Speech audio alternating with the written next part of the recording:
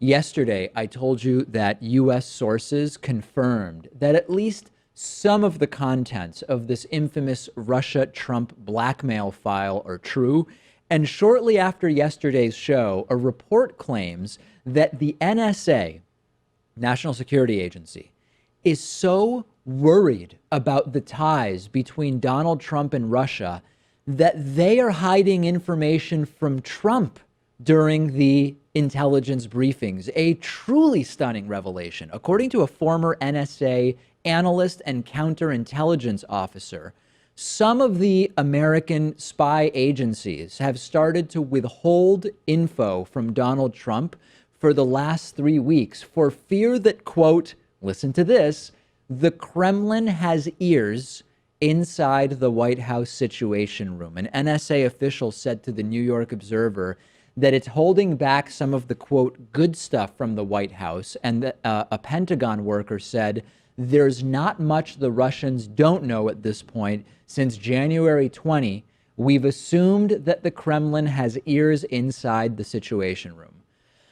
There's really no need to actually hide it from Trump. If you just put it on page 2 of anything you hand him, we know he only reads 3 to 4 bullet points and whatever pictures are on page 1. Seriously, though, Pat, the NSA withholding information from the president because of suspected connections to a foreign nation, unreal. Yeah, and I wouldn't be surprised if Donald Trump chooses to fire Michael Rogers, who's the NSA director. He did that to the acting attorney general, Sally Yates, just about a week or two ago, and she was a Barack Obama holdover as well. Yeah. So he may be doing that if he's shown signs that he's disloyal. Listen, if it's true that the Russians have ears in the Situation Room, our national security has been compromised, full stop. There's no other qualifying sentences or words that I need to add to that. And this is on top of recent reports that National Security Advisor Michael Flynn is also compromised by Russia. We know that he has now resigned in absolute and utter shame after straight up lying about conversations he claimed not to have had with the Russian ambassador. 9 sources told the Washington Post that they had discussed those sanctions, as we talked about earlier in the show. General Flynn twice denied it. Turns out it was true. He has now resigned. At this point, I wonder if intelligence agencies are using the canary trap method to expose leaks. This is a method where you, as an intelligence agency, you give slightly different versions of information to different people. And then when there's a leak, you can match up the leak to the version that you gave to someone. So for example, like if I wanted to figure out whether Pat or Melody the intern, who's here today, are leaking information to Russia, I might give them similar information, but I would maybe present it in a different order and use very particular vocabulary in the version I give to Pat and in the version I give to Melody, so that way, if I go on the internet and read about the leak, I might be able to match up the vocabulary to one of the 2 versions, and it would help me figure out who was leaking it.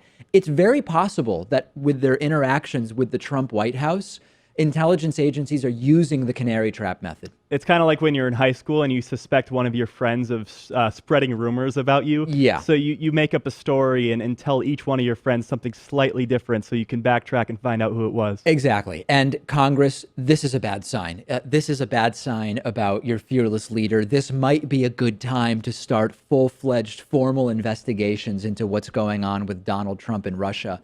Next thing you know, Congress will announce an investigation of the intelligence agencies for being really mean and withholding information from Donald Trump. We're probably not going to see real action from Republicans until, I guess, the 2018 midterms. I'm convinced, Pat, that a lot of these Republicans are still unsure whether they might hurt themselves by coming out against Trump too early in terms of the re-election chances, even though it's abundantly clear now, and we've heard it from Al Franken, we've heard it from a number of other people, even Republicans, that there are real concerns about Trump. It's still not obvious, I think, with a 40% approval for Trump, that coming out against him will benefit them in the midterms. Well, even in just this past election, Republicans were split on whether they were going to stick to Trump or defect from him. And it seems like the people who decided to come out against him, for the most part, lost their re-election. Yes, many of them did. Yeah. That's absolutely true. It's just very weird that we're talking about the president and basically he's being treated like the little kid who everyone sucks up to in public on the playground and whatnot, but they're actually scared of and know he's completely nuts and might punch them in the face if they're mean. But behind the scenes, they're all like, whoa, we don't want to play with this kid. It doesn't make any sense. He's scaring us and he's really, really mean. Can you imagine what the response would be from House or Senate Republicans if it were a Democrat in the White House and we learned that intelligence agencies are withholding information because of suspected connections to a Russian power? There would already be half a dozen investigations. Jason Chaffetz would have launched probably 6 or 8 of them. There would be preparations for impeachment proceedings. There might even be discussions of treason charges. But it's Trump. It's a Republican. No need to do that. And also, the Democrats are not very good at fighting back, even when they have a great case in front of them. That's another issue. It's not just the Republican double standard. It also can be sometimes the, I don't know what the right word is to use. Inability, tepidness. Tepidness. Yeah. I think tepidness is what I was looking for. Follow me on Twitter at @dpakman. Follow the show on Twitter at David Pakman Show. Send me your thoughts about the Russia chaos that is going on right now. Today's show is brought to you by GoDaddy, where you can buy your own domain name, build a website, or use any of GoDaddy's business tools. You can save 30% at trygodaddy.com/David. GoDaddy has actually been the official host of the David Pakman Show website for many, many, many years. The 24/7 customer support has been a very good thing for us. I've called them at really odd times when we've had website issues, and they are always available. They are the largest domain registrar, and whether you have a new idea, you're an established business, you're creating a personal website, or moving your large enterprise site over to GoDaddy, they can do it all. 13 million customers. Try it and get 30% off at trygodaddy.com/David.